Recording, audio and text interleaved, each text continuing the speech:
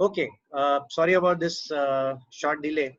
Now, when we actually speak about the illness and the wellness continuum, so ये exactly illness wellness continuum क्या है, और ये illness wellness continuum अगर देखा जाए, the neutral point. Okay, I'll share my own example in trying to explain this. So the neutral point is something where we can say that I was born. So I was born as a baby, as a child, and उसके हिसाब से जो भी घर के संस्कार हुए and so on and so forth, the education and everything, it is more of the neutral. मतलब neutral point के बीच में ही we were there. मतलब we used to play a lot. काफी सारे field games खेलते थे. Pollution नाम का चीज इतना नहीं था. Many of us, we used to cover a lot of distances on foot. मतलब एक टू व्हीलर निकालो और भगा के लेके जाओ, ऐसे कुछ सीन था नहीं हमारे टाइम पे, जब बच्चे थे तभी. And physical movements, physical activity काफी अच्छी होती थी. आई डिस्टिंक्टली रिमेम्बर कि हमारा जो डिनर घर पे एज अ फैमिली अराउंड 7-7:30 हुआ करता था, because mom dad used to come back from office by 5:30 or so. 5:30 in the evening they used to be home. And ऐसी मतलब ये जो जीवन शैली थी, it was pretty much suited to what I mean how exactly a human being should live. इसलिए तभी है ना ये illness wellness और ये सब कुछ मायने नहीं रखता था, because we were eating around 4-5 times a day, अच्छा पानी पीना and all these things. Typically हम जो आज you need to hear all these things from a separate different consultant, हम लोग वो पैदाइश ही करते थे पहले जब हम बच्चे थे. now comes the situation कि कॉलेज का जमाना जाता है. कॉलेज के जमाने में काफी सारी आदतें आती है, that's absolutely fine, बट वो आदतें अगर आगे जाके कंटिन्यू होती है, then that's a big problem. So from that aspect, first job start हो जाता है, and job में हमारी प्रगति होती है, बढ़ोतरी मिलती है, we get lots of I would say promotion और ये सब मिल जाता है, and then finally we come to a stage जहाँ पर हमें एक सॉर्ट ऑफ हमारा एक इरेगुलर लाइफस्टाइल शुरू हो जाता है. मतलब उसमें इरेगुलरिटी इन ईटिंग, इरेगुलरिटी हमारे काम के जो काम का जो समय रहता है वर्क आवर्स में. एंड कभी कभार ऐसे मौके पे हमें ऐसे लगता है कि हमने अगर काम नहीं किया तो हमारी कंपनी शायद बंद पड़ जाएगी. So all that pressure starts coming in. फिर पीयर प्रेशर चालू हो जाता है. Peer pressure in the sense कि अगर if I don't complete this project in time, or if I don't do this XYZ things in time, मेरे अलावा किसी और को प्रमोशन मिल जाएगा, वो आगे बढ़ जाएगा और मैं वहीं का वहीं रह जाऊंगा. देन कभी कभार ये भी एक भावना ऐसे जागृत होती है कि वो कुछ काम नहीं करता है, उसको प्रमोशन मिल गया, मुझे नहीं मिल गया. and eventually slowly and steadily we go into something called as a rat race. and तभी that is where exactly you see the first signs. जो signs हमें आते हैं, एक मतलब धीरे से ऐसा पेट बाहर निकलने को चालू हो जाता है. then slowly, depending on your level in your organization, level in your overall work, I will try to correlate this with even housewives, so don't get me that ये corporate के बारे में ही बात कर रहे हैं. so ये ओवरऑल हमारी जैसे हमारा औहदा बढ़ता है, वैसे देन आदतें लग जाती है कि कस्टमर आता है, क्लाइंट मीटिंग्स रहते हैं, क्लाइंट डिनर्स रहते हैं. देन धीरे धीरे अल्कोहल की एक sort of alcohol becomes a way of life. And फिर बाद में स्ट्रेस नाम का एक जायंट आता है, क्योंकि टारगेट्स चालू हो जाते हैं. जैसा आपका औहदा बढ़ता है, आपको एक फाइनेंशियल टारगेट दिया जाता है कि ये साल में आपका इतना मिलियन का धंधा होना चाहिए. Then slowly and steadily you move into the smoking part, कि टेंशन आ गया, स्मोकिंग करो, सोचना चाहिए, स्मोकिंग करो. All these things friends I have done. मैंने ये किया है, इसलिए मैं काफी अधिकार से बोल सकता हूँ कि many of the times the reasons are these only. So we just need one excuse to get into an alcohol or a smoking sort of a cycle. And smoking के साथ 1 cup चाय होती ही है. So if I am smoking around, I used to smoke around 10 to 15 cigarettes a day, 10 to 15 cups of tea a day. Along with that, 1 cup of tea is 70 calories. 10 cup of chai is 700 calories, which is equal to 2 meals. And then we start wondering कि क्या हो गया? I mean, how? So the early signs which I started receiving, number one was migraine. And migraine का थोड़ा सा root cause analysis किया, it went into acidity. Okay? And these were the early signs. ये normally सभी को ये early signs आते ही आते हैं. Now I will stop here. ये कॉर्पोरेट के बारे में मैं थोड़ा ज्ञान बंद करता हूँ। I will come back to a regular housewife. Okay, regular housewife के बारे में अगर देखा जाए कि शादी हो गई, शादी तक एवरीथिंग इज फाइन, एंड शादी के वो ड्रेस में बैठना रहता है, इसलिए you have to maintain your health, you have to maintain your figure and all this things. Then एक बार घर गृहस्थी में जब हम लग जाते हैं, and typically most of the women have this kind of an attitude, right or wrong I am not debating, but they have this attitude कि मेरे वजह से किसी का कुछ रुकना नहीं चाहिए, इसलिए सबका टिफिन बनाओ, आगे जाके जब बच्चे होते हैं तो बच्चों का देखभाल करो, बच्चों का टिफिन बनाओ, wake them up on time, all this things. मतलब पूरे घर गृहस्थी संभालने के बाद जब उनके पास समय उरता है तभी वो अपने पास ध्यान देते हैं इन टर्म्स ऑफ ईटिंग। एंड तभी क्या होता है कि जो भी कुछ बचा हुआ है अभी किधर बनाओ, जो है बचा हुआ मैं खत्म कर लेती हूँ। देन शाम को कभी कभी husband when he comes from the office, तभी उसको भूख नहीं रहती है, खाना नहीं खाने का रहता है, बिकॉज ऑफिस से देरी हो जाती है। अभी ये थोड़ा सा चावल बचा है, मैं क्यों फेंक दूं, I should try to finish it. And इसी के वजह से the early signs start in terms of water retention, थोड़ी सी सूजन दिखने लगती है, थोड़ी सी ओबेसिटी धीरे धीरे बढ़ने लगती है। And all this is completely ignored because हम हमारे कामकाज के बीच पीछे इतने बिजी रहते हैं, इतने बिजी रहते हैं, चाहे वो घर गृहस्थी हो चाहे वो कॉर्पोरेट लाइफ हो। एंड घर गृहस्थी का friends, believe me when I say this, it is a thankless 24/7 job. घर संभालना एक औरत के लिए एक 24/7 जॉब है, and I salute them for that. It is a very high level of respect that I would want to give, but not at the expense of खुद के बारे में केयर नहीं लेना, not taking care of yourself. मतलब अगर आपको कुछ हो जाता है तो आगे जाके कौन देखने वाला है, that is one thought which we need to focus on. So coming back, so ये अर्ली सिग्नल्स हमें मिलने लगते हैं। बार बार बीमार पड़ना, छोटी सी एलर्जी होना, थोड़ा सा वेदर में चेंज हो गया, कट करके छींक चालू हो जाना, ये चालू हो जाना, anything happening, you are the first person to fall sick, and all these things, mood swings चालू हो जाता है, काफी सारे ये इंडिकेटर्स मिल जाते हैं हमें।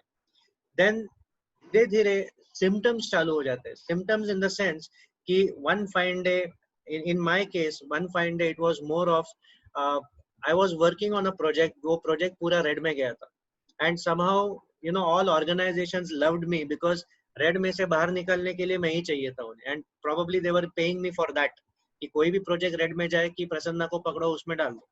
नाउ प्रोजेक्ट रेड में गया, काफी सारा स्ट्रेस था। 3 months I remember sleeping only 3 hours average, 3 घंटा मैं एवरेज सोता था in that 3 months of duration of fire fighting in the project. And वो 3 महीने में एक जोर का झटका लगा जहां पर मुझे एशियन हार्ट हॉस्पिटल में एडमिट करना पड़ा था। I was admitted with severe chest pain, काफी मतलब पसीना वसीना छूट गया था, मेरे कपड़े एकदम गीले हो गए थे, and I was scared to death because my wife was due with the second baby at that point in time, and she was facing her own problems. She was absolutely facing her own problems. She was 90 plus kgs, she was getting asthma attacks, so all these tensions, all these pressures सब मेरे पे आया था। And hospital में lying down, I was praying to God saying that ये सब मेरे साथ ही क्यों होता है। Each one of us might have gone through this situation in some way or the other, so ये सब मेरे साथ ही क्यों होता है। And then the symptoms are very very clear. I was lucky, I was spared, that I had a panic attack, I had an anxiety attack, it was not a heart attack, I was spread, I was lucky. But that day changed my life because from 10 to 12, 10 to 15 cigarettes a day directly to zero on that day. It has been 10 years that I have not touched a single cigarette. So what I did essentially was, ये जो signs है कि कुछ तो problem होने वाला है, I need to do some correction in my life, मेरे बाद आगे क्या होगा सबका, what about my wife, my children. And ये जब हमें ध्यान आता है, first decision I took was to quit smoking. उसके बाद काफी सारे प्रॉब्लम्स बाहर निकलने चालू हो गए थे, बिकॉज जो मैंने जीवन शैली एकदम बुरी तरह जी ली थी, काफी सारे प्रॉब्लम्स बाहर निकलने चालू हो गए थे। सो माय ट्राइग्लिसराइड्स लेवल, अगर आपको लिपिड प्रोफाइल के बारे में पता है तो ट्राइग्लिसराइड्स करके एक उसमें स्टोर्ड फैट्स रहता है, that was 500 plus. Then I was diagnosed with hyper acidity, I was diagnosed with something called as GERD, gastroesophageal reflux disorder. अभी जितना बात कर रहा हूँ ना, बात करते करते एकदम मुंह में एसिड आ जाता है, उतना वो लेवल का प्रॉब्लम था। I was also diagnosed with irritable bowel syndrome. And बाद में जब मैंने ये सब चीज सहन करने को चालू की, the medications and everything, I used to go into depression. So जैसे चेस्ट पेन होता था मुझे लगता था यार फिर से वो मुझे एडमिट करेंगे एंड ये कहीं माइल्ड अटैक तो नहीं है, ये नहीं है, वो नहीं है. That caused me to go into depression and anti depressant का मेरे को कोर्स भी चालू हो गया था एंड भगवान ना करे ये किसी को चालू हो. सो एंटी डिप्रेसेंट का कोर्स भी चालू हो गया था and I was saved. I was saved from the disability and the premature death part. Disability means मेरा कोई भी organ fail नहीं हुआ. Failure of one single kidney is a disability. You know, disability in arms or legs, amputation, it's a disability. Any organ failing is a disability. So understand that. So I was spared. I was lucky कि disability नहीं हुआ and ultimately premature death नहीं हुआ. Just a couple of days ago we were having a chat in our nutrition club in the morning and तभी with one of our doctor customers and तभी एक ध्यान में क्या आया कि some people just have a premature death without any मतलब अरे ये अल्कोहल भी नहीं पीता था, ये सिगरेट भी नहीं पीता था, ये तंबाकू का सेवन नहीं करता था, बट ऐसे कैसे हो गया. Everything has a purpose, everything has a root cause. ये हमें समझ के लेना बहुत बहुत जरूरी है एंड सब चीज का रूट कॉज अल्टीमेटली कोई ना कोई ऑर्गन फेलियर को ही डेडिकेटेड है. एंड ऑर्गन फेलियर किससे होता है? ऑक्सीडेटिव स्ट्रेस से होता है. एंड ऑक्सीडेटिव स्ट्रेस किसके वजह से आता है? There are multiple factors and we have a training on that oxidative stress which is already available on our YouTube channel. So कभी कभार टाइम मिले तो वो ट्रेनिंग्स के थ्रू आप जरूर जाइए because it is all education. Okay, now coming back, so what happened is that I came to know कि मुझे मेरे पेट के बारे में कुछ करना है because पेट ये ऐसा घटम जैसा हो गया था, जो घटम करके वाद्य रहता है ना कि बजा सकते हैं, वो टाइप का हो गया था. I could not sit and play tabla for more than 10 minutes. एकदम सांस फूल जाती थी because ये पुश लंग्स कंप्रेस होते थे एंड एकदम breathlessness and I used to be again scared of that. Okay, then I decided to do something about it. And after reducing 9 inches from my stomach and basically क्या क्या चीज करने पड़े थे? Obviously you know nutrition focus है because I firmly believe nutrition हमें normal food से नहीं मिलता. आज के जमाने में तो नहीं मिलता. It is impossible. You have to depend on some supplement or the other. Then eating 6 times a day and 6 times a day में primarily घर का खाना जितना आप खाओगे उतना अच्छा है. Then drinking 4 to 5 liters of water. Working out, and nowadays so I am doing a very high intensity workout, so working out 5 days a week and sleeping for around 7 hours. मुझे 7 घंटे आराम से बहुत अच्छी नींद मिलती है.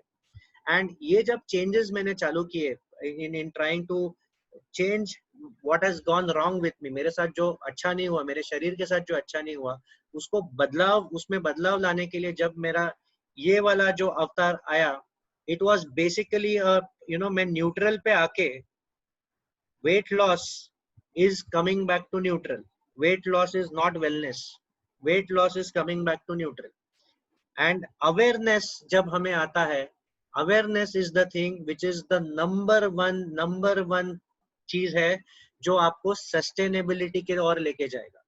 If you are aware about what caused you, I am aware about what made me like this, किसके वजह से मुझे एशियन हार्ट हॉस्पिटल में एडमिट करना पड़ा था, किसके वजह से वो टर्न अराउंड हुआ. I am aware about everything and ये अवेयरनेस होने के बावजूद if I become 86 kgs once more, then खुदा मतलब जो भगवान जो मेरे साथ करेगा वो सही है. सो न्यूट्रल पॉइंट के आगे अब तभी जाते हैं जब there is a lot of education and education is the only thing which is going to take you ahead. And उसके आगे अगर जाना है, you have to go into a transformation mode.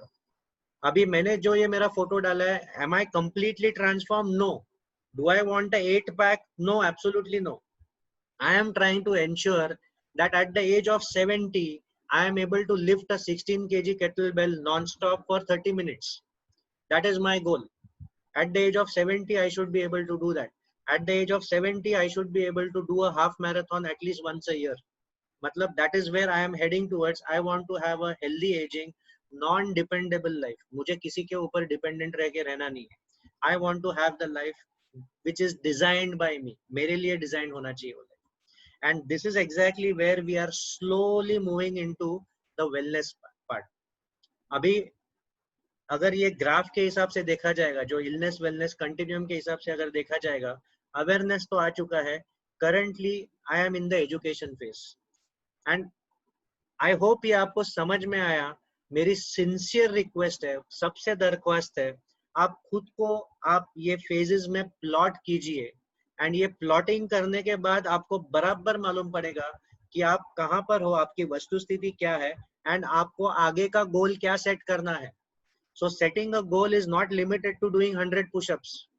Setting a goal is completely designing your lifestyle the way you want to live. So with this, I will ask you a big question. What is better, taking care of yourself after falling sick, or taking care of yourself because you don't want to fall sick? And with this, I will end the session tonight. And मुझे सुनने के लिए बहुत बहुत आपका शुक्रिया. And I sincerely hope that you are able to plot yourself on this.